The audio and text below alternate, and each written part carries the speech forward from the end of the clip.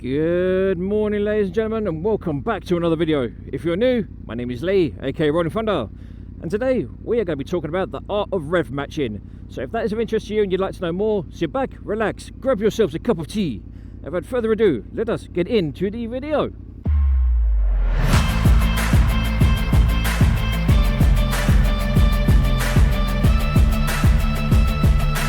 So ladies and gents, first things first, how are we all doing? I hope you're doing well. And as the title of the video suggests, we are going to be discussing the art of rev matching. Now this has probably been discussed a million times on the internet and on YouTube and Facebook and Instagram and every other social platform that's available. But I would like to demonstrate the art of rev matching because not everyone can do it and not everyone knows what rev matching is. Now basically what rev matching is, it allows you to almost seamlessly go up and down the gearbox of a motorcycle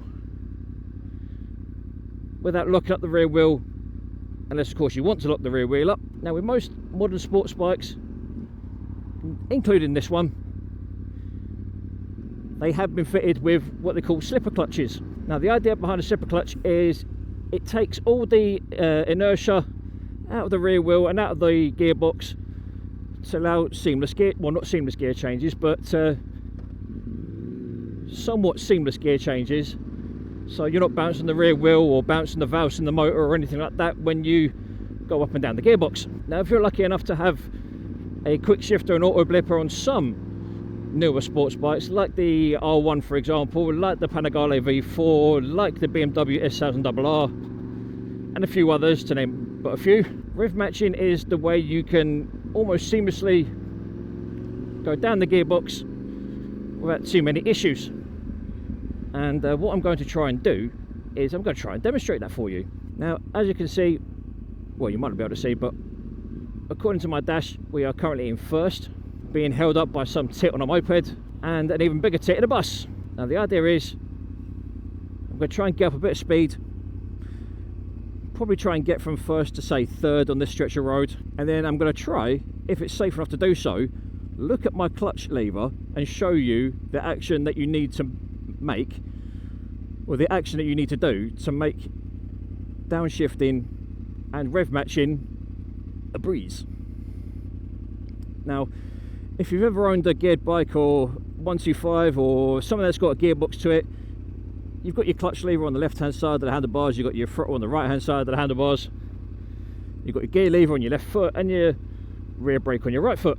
And like I said, the idea is to try and make downshifting through the gearbox a bit smoother, a bit more elegant and less chaotic when you do it. I hear Nino Ninos, I see Nino Ninos.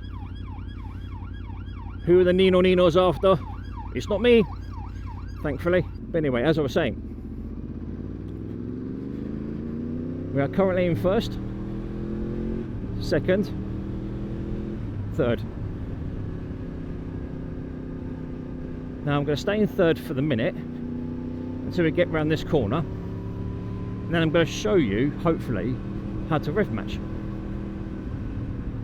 So, as we get around this corner, watch my hands. Second, first.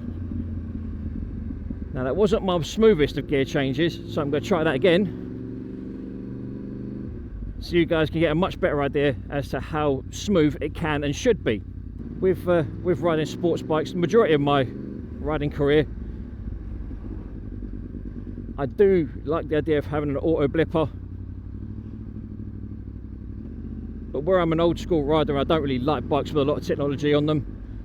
Being able to downshift manually, it tickles my OCD to the point where I enjoy it. And especially if you've got a bike that's got a decent exhaust system on it, or just a nice sounding motor like the R1, like the BMW S1000RR, like the Panigale V4, even the old school 998s, and even my dear old 1098. Being able to be involved in the actual gear changing process, it really does satisfy my want and need to be involved in the actual gear changing process. Now like I said, some people don't like the idea of being all that involved. I personally I do like the idea of a quick shifter, so to go up the gearbox. Not so fussed about going down the gearbox because, like I said, I enjoy the art of downshifting.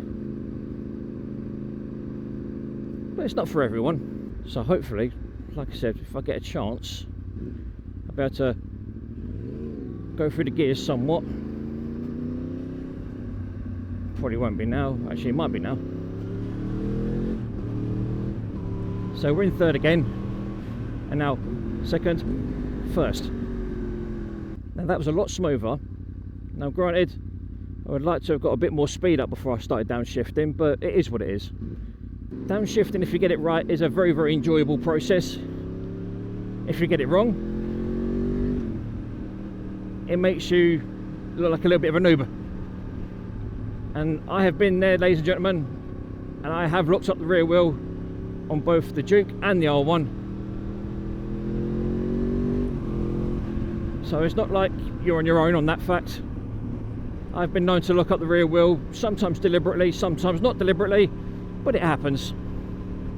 And that's where a slipper clutch comes into play, where it's supposed to slow down the motor gradually so that the rear wheel can catch up to the motor and you basically won't start bouncing the rear wheel down the road. But anyway, once again from third, second, third, first even. What am I saying?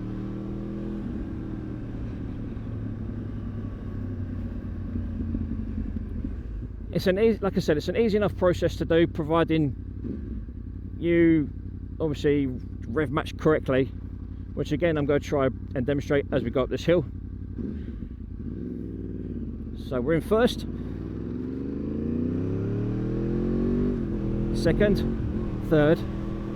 I might only be able to bang it down from third to second, but you'll get the principle all the same. So as we approach this traffic, I roll off, blip the throttle and pull the clutch in. Just like that, and down first. And it's really that easy.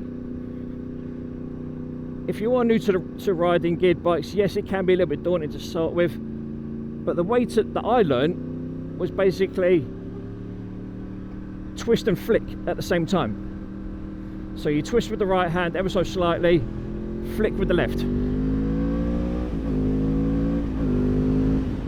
Just like this.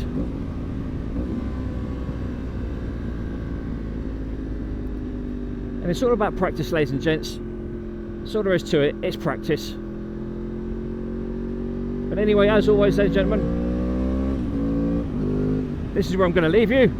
I hope you enjoyed the video. If you've got any comments or questions, please feel free to put it in the comments box down below, and I will do my best to answer them as quickly as I can. And I'm hoping that this video, as short as it has been, has given you guys some sort of inspiration and some sort of confidence to try rev matching next time you're out on your bikes.